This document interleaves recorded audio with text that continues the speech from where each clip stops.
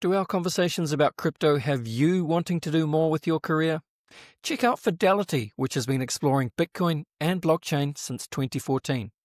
They were the first traditional asset manager to launch a native crypto business and also among the first to launch a Bitcoin exchange-traded product. So why consider Fidelity?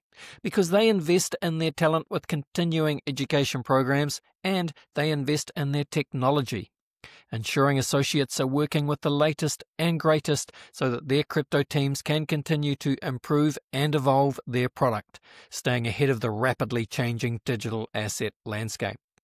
With Fidelity's iterative, scalable approach, built to meet today's increasing demands across the digital space and a commitment to developing innovative tools, there's never been a more interesting time to work in crypto and DeFi at Fidelity. Explore Fidelity Crypto Careers today. Go to crypto.fidelitycareers.com to learn more. That's crypto.fidelitycareers.com. Fidelity is an equal opportunity employer. And now it is on with the show. My guest today is David Byrne. David is building, I think he's the founder, in fact, he's building Daiko, which is a Web3 powered Pet-Tech platform. Looks absolutely fascinating. We'll learn all about this today. Welcome to the show, David. Thanks very much, Andy. Lovely to be here.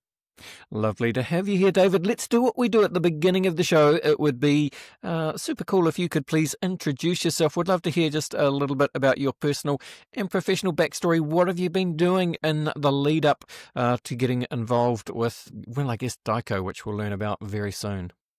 Indeed. Well, Andy, I'll start with excuses. I'm strictly from Web 2, so don't ask me any complicated Web 3 questions, because up to a year ago, I couldn't spell the word crypto without checking which direction the R was in. So I'm strictly Web 2 background. I've always been developing products, and generally in the construction industry, ironically, in the sense it has nothing to do with our current product, which is a consumer product. So I'm basically one of those self-taught product developers, inventors that you hear about sometimes, except I'd like to think I'm on the professional side because I've cut my teeth on a number of projects over the last 20 years. So generally, my background is in power tools and construction tools and equipment. So 2-3 years ago, I was looking for something that was easier to do, and I picked a product which had been in my mind for a period of time, which was not Daiko as it is now, but actually just a pod which attached to a dog leash so that a dog walker could carry their dog poo instead of carrying it in their hand in a bag. So I came up with that idea, and really what attracted me to it was not actually the subject, of course, it was the size of the market. So I was looking for a consumer product that I could make into a mass market product. So the story moved on over a period of time. I have a very good product developer who works with me, a colleague of mine for 20 years, and we created this particular product, went through a number of iterations over that time. And what we have now is a very unique design of retractable leash with the pod attached to it. But I was looking for mass market marketing processes, and I was looking in Web 2 up to the beginning of last year. And I examined the whole Kickstarter process for 6-8 months and was considering launching a Kickstarter marketing campaign, and just realized how tedious this is going to be. So I wanted to see, was there a different way of getting into a mass market? And I came across the crypto process just accidentally, and met a colleague of mine then within a couple of weeks who is working on the team with me now, Kelvin Troy. And Kevin explained how crypto basically worked. So I had to go and learn the whole process from start to finish over all of last year. And we took a step to take what was just an ordinary dog leash and make an element of Web 3 that would actually make sense for people in Web 3, but keep it Web 2 at the same time. So we added the idea of a transponder to the leash. And then the idea of an app, of course, came from the transponder.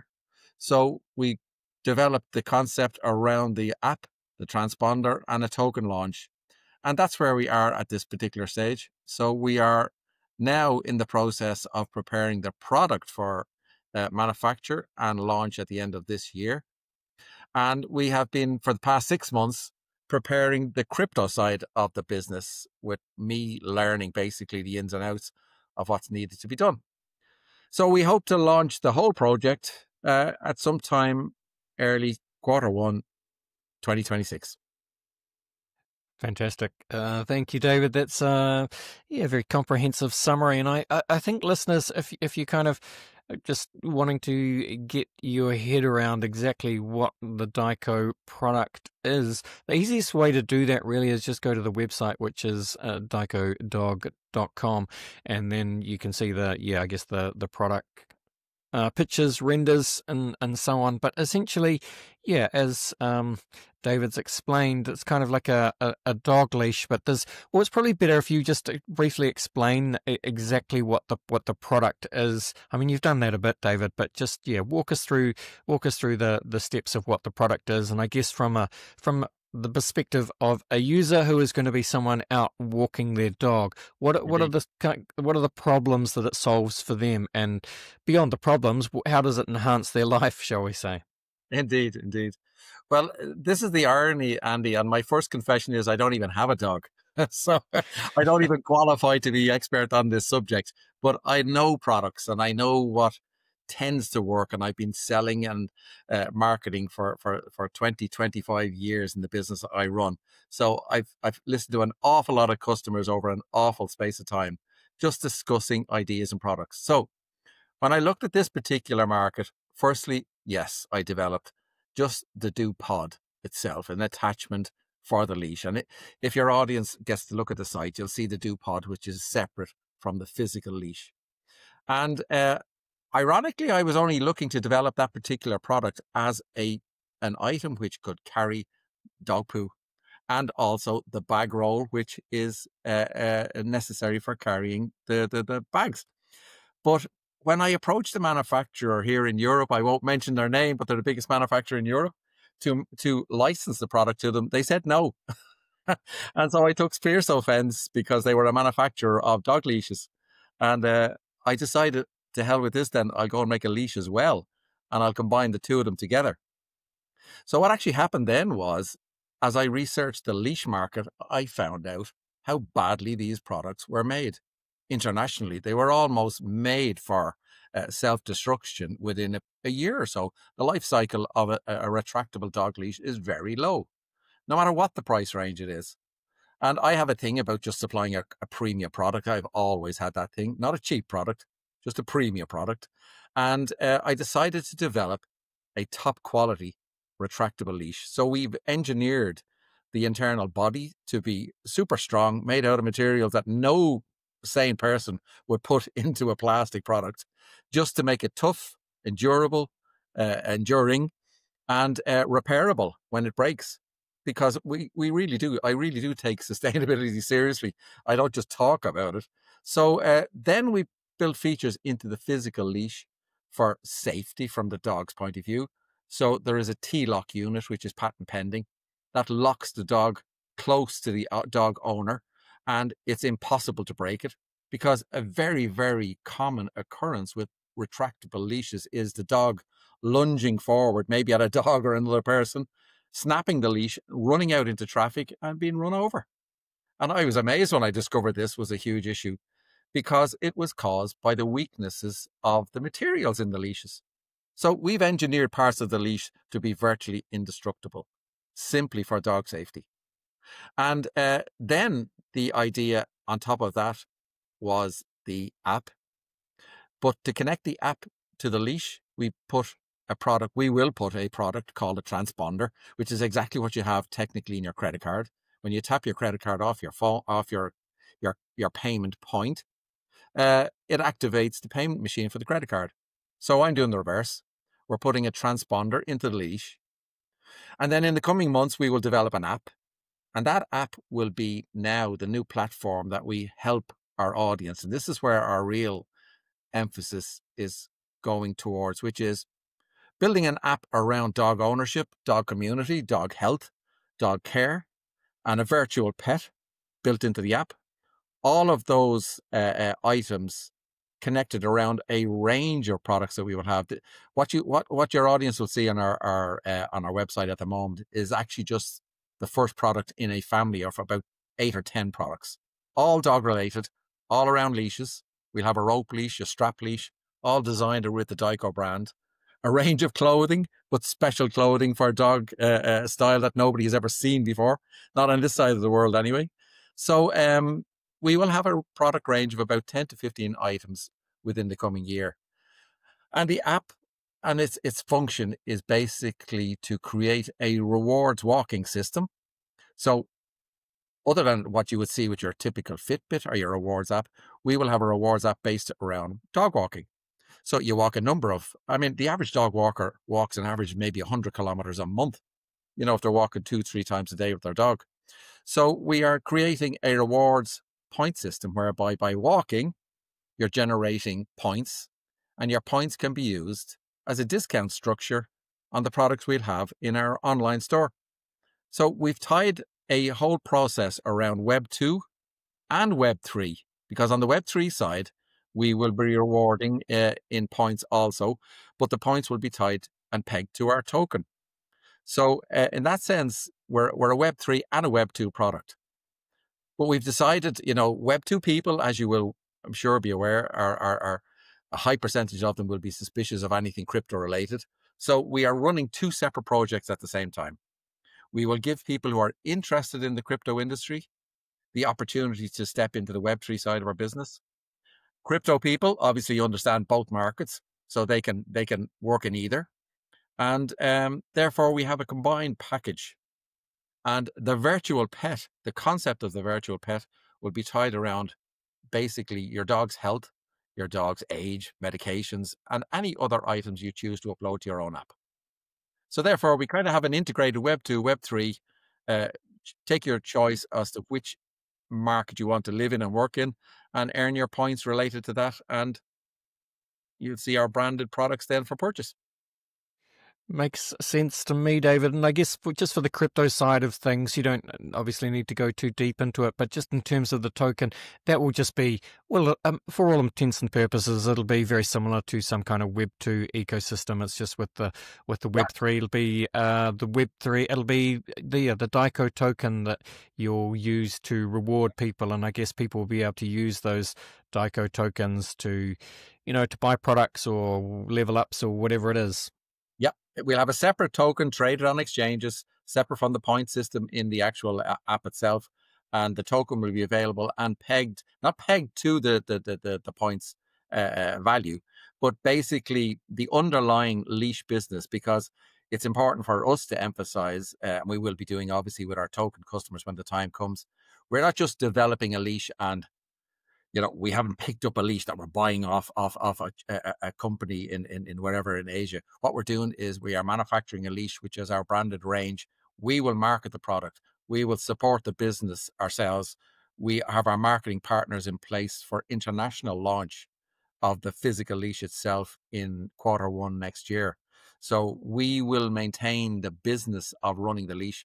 And then the token side of the business in Web 3 will benefit from the activities of the business side in Web 2. And how do you, I think you've talked about cutting out wholesalers and distributors and looking at some kind of direct to consumer model, which is admirable, but also, it's also risky. How do you what's the plan to try and roll this out? And is it like a global thing? Will you start in certain territories first and product test it? Well, ironically, Andy, as you well know, this is the thing that caught me first, which was that the crypto industry has no barriers. Whereas, if we were selling a physical product in Europe, it's a European product. To get it into the US market, to get it into the Australian market, they're all different stages and steps. And ironically, when you go through the standard wholesale distribution pipeline, you've got to do the exhibitions by country, by region, by legislation, and it's very tiresome and tedious. I've done it before on the construction products. And as I say, we're based in Ireland, and we barely made it into the UK, which was literally across the water, because distribution through wholesale takes a lot of resources. So as I mentioned earlier, I actually chose this particular product because it has no legislative barriers. It has no technology that is to do with electricity or engines or powers or fuel. It's a very simple product. It's standardized in its application across the world. And dog people walk dogs the same way everywhere. So it is a very unusual product. And the more I understood the market, the more I realized how ideal a fit it was. So to answer your question, in the crypto industry, no, we will be marketing in Web 2 with our marketing partners, which will generally be focused on the US initially.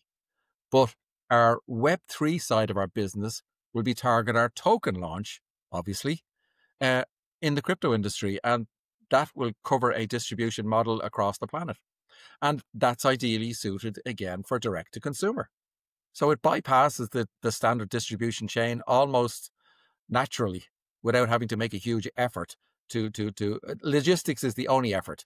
But logistics are now modeled around direct to consumer business. So therefore, direct to consumer is our target. We are actually not looking. A lot of people tend to look for, when they look for wholesale, they want massive volumes, but at small margins, because, you can be very impressed with huge volumes. I personally am looking for quality customers at a higher price point, but they become our community in Web 3 and in Web 2. And we build on that then over the years. And I've also seen you talk about, it's the Field of Dreams idea, right? So build it and one of my favorite films. Yeah, it's such a cliche, but actually I do actually like the film, only because I have crazy ambitions sometimes. Well, so, build it and they will come. So, the thing about that, though, again, you've got to believe in your product. But obviously, crypto and any kind of product field is full of ideas, brilliant founders with brilliant ideas that haven't been able to find a product market fit. What gives you confidence that Daiko will? It's very simple, Andy. The market for the leash itself is already there. It wouldn't take you too much research now to go and find out tonight that it actually has a level of 80 million units per year, 80. There's 500 million dog owners, registered dog owners worldwide. And coincidentally, there's 500 million crypto traders worldwide. They're not the same people, obviously, but there's a couple of 100 million people trading in crypto who own dogs. And as you probably know, the dog is one of the crypto fun concepts. So we have a crypto side with a real dog product and a dog branding. And then in the real world, we have a mass market as well. So we kind of get the best of both worlds. And we do not have to be number one in it. We simply have to go for that classic 1% of the world market. All right. Well, as we start to finish up the show then, David, I think, the best thing to do is for you to tell people where they can go to learn all about this. What are the first steps they can do to get involved? Is there a beta program that people can sign up to? Anything like that? What should people do, David? Yeah, we'd love people, basically the easiest way, because I'm so Web 2, it's terrible. It's almost embarrassing. But at the same time, sign up on our website with just an email address. We're going to start we're taking control of our own socials over literally this coming weeks. And the team itself will be connecting directly with people as the months move on.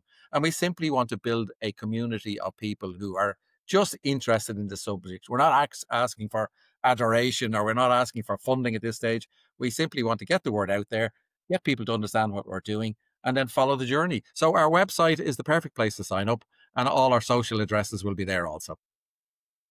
And listeners, the website, of course, link is in the show notes, but it is simply daikodog.com. It's a great website, lots of information and product shots there.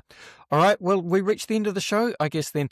David, thank you so much for coming on and spending some time with us today. Wish you the best of luck with the journey, and I hope the dog owners around the world, crypto or not, take a look. Appreciate that, Andy. Thanks very much for your time and your audience. All right. Bye for now. Take care now. Bye-bye. Bye-bye.